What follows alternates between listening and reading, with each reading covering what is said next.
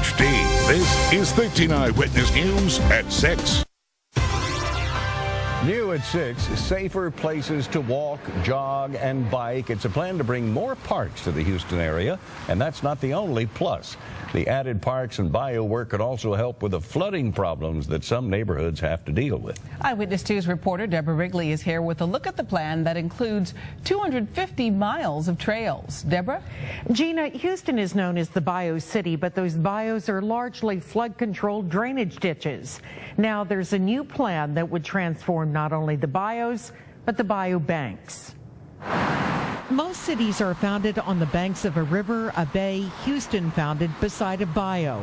Now people are trying to embrace that past and build on it. No major city in America will have the green space that Houston has already and will have as we develop these bayous. 10 major bayous cut through the city and county. Buffalo Bayou already an attraction with its walking trails. The Greenway project would bring some of the same amenities to other bayous.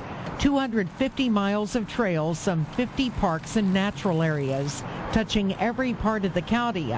It's already drawing big supporters, developer Ed Wolf for one. Well, lasting impact, I think it could be as significant as building the Port of Houston, which certainly changed the whole structure and viability and the economic light of Houston.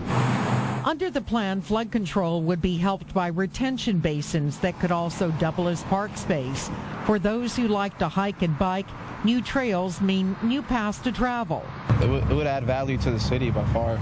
Joel Smith bikes. If the trails came up into Spring Branch, or if we could ride over to White Oak and then be able to take advantage of that, it'd be fantastic.